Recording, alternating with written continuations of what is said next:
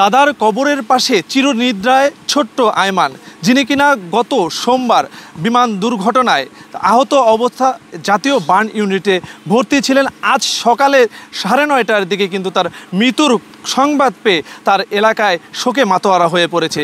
এই মুহূর্তে অবস্থান করছে শরীয়তপুরের ভেদরগঞ্জের নারায়ণপুর গ্রামে, যার নিজ গ্রামের দাদার পাশে কিন্তু তার কবরটি দেওয়া হয়েছে। আমরা স্থানীয় এবং পরিবার সূত্রে যেটি জানতে পেরেছি, যেই মাইলস্টোন স্কুল অ্যান্ড কলেজের চতুর্থ শ্রেণীর শিক্ষার্থী ছিল এই আয়মান, এবং সেই সময়কার সোমবার সকালের দিকে যখন দুর্ঘটনাটি ঘটে, তখন স্কুলের ক্লাস শেষ করে কিন্তু তিনি বাইরের যেই দোলনা রয়েছে সেই দোলনায় দোল খাওয়া অবস্থায় আকাশ থেকে বিমান এসে আছড়ে পড়ার সাথে সাথেই কিন্তু তিনি দগ্ধ হয়ে যান, এবং তাকে ওখান থেকে স্থানীয়রা উদ্ধার করে জাতীয় বার্ন ইউনিটে নিয়ে গেলে কিন্তু আজ সকাল 9:30টায় তিনি মৃত্যুবরণ করেন।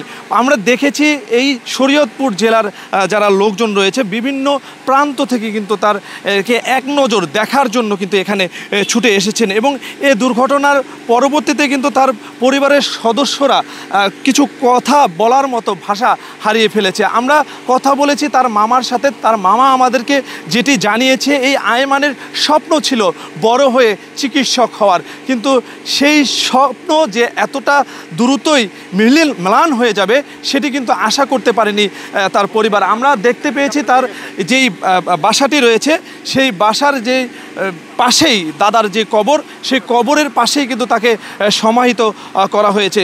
এখানকার যারা স্থানীয় রয়েছে তারা কিন্তু একটি কথা বলছে যে এই যে বিমান দুর্ঘটনাটি ঘটেছে, এই ঘটনার যেন পূর্ণ আবৃত্তি যেন এই বাংলার মাটিতে না হয়, এই বিষয়টি কিন্তু তারা বিশেষভাবে দেখছে। এবং এখানে তার বাবা মা কিন্তু অনেকটাই অসুস্থ হয়ে পড়েন, পরবর্তীতে কিন্তু প্রাথমিকভাবে তাদের চিকিৎসা দেওয়া হয়। আমরা এই জায়গাটি তার গ্রামের বাড়ি যেই স্থানটি রয়েছে, এই স্থানে 6:30 নাগাদ এই জায়গাটিতে তাকে নিয়ে আসা হয়। পরবর্তীতে বাদ এশারের নামাজের পরে 8:30টার দিকে তার জানাজা সম্পূর্ণ করে, এবং এই জায়গায় আমরা দেখেছি উপজেলা ভূমি কর্মকর্তা এখানে এসেছিলেন এবং এই পরিবারের পাশে শোক বার্তা তিনি জানিয়েছেন এবং সকল প্রকার সাহায্য সহযোগিতা তিনি করবেন বলে আমাদেরকে জানিয়েছে।